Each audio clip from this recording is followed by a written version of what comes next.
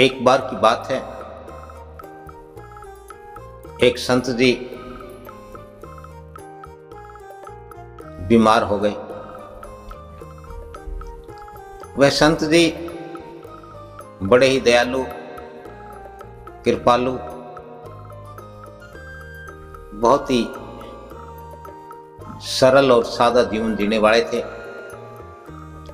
अक्सर लोगों का अपनी समस्याओं को लेकर के उनके पास आना और जाना लगा रहता था।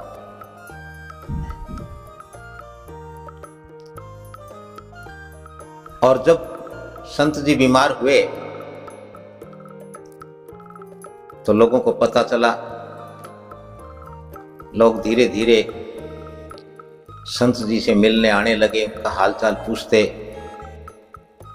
और सभी कोई न कोई बात कहते या अपने विचार रखते। इसी प्रकार दूर से उनका एक शिष्य आया। उन्होंने अपने गुरु जी की, संत जी की दशा देखी, उन्हें बड़ा दुख हुआ। उनके चेहरे पर पीड़ा के भाव स्पष्ट देखे जा सकते थे और वह जानता था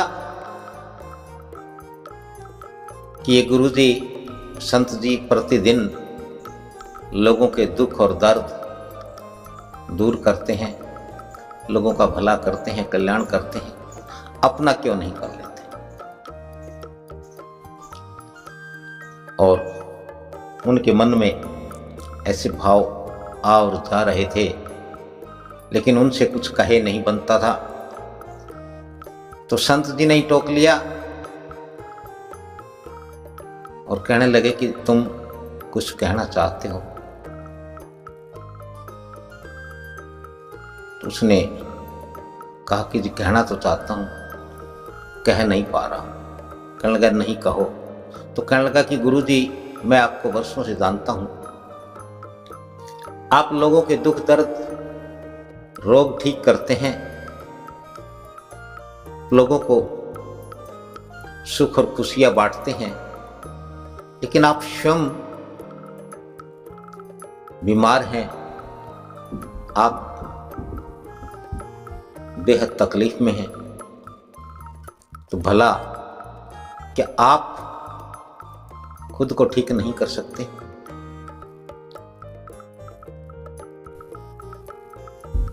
उसके मुंह से ऐसी बात सुन करके उन संत गुरु जी ने कहा कि देखो, तुम मेरे पास सालों से आते हो,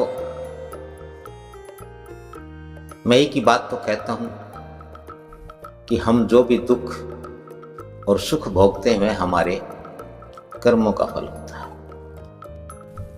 अब यदि कोई बीमार है तो कर्म उसके हैं, लेकिन उसमें उस मालिक की, उस प्रभु की रजा होती है कर्म फल के रूप में।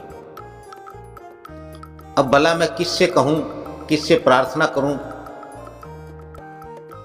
कि मुझे ठीक कर दे? निश्चित ही मेरे किसी न किसी पाप कर्म, बुरे कर्म, दुष्कर्म का ये फल है,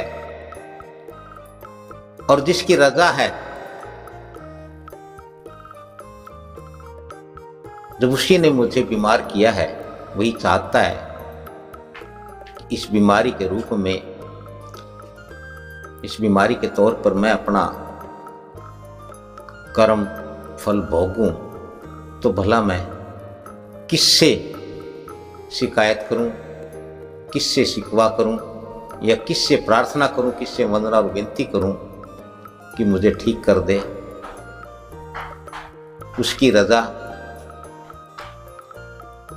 ये है तो यही मंजूर है।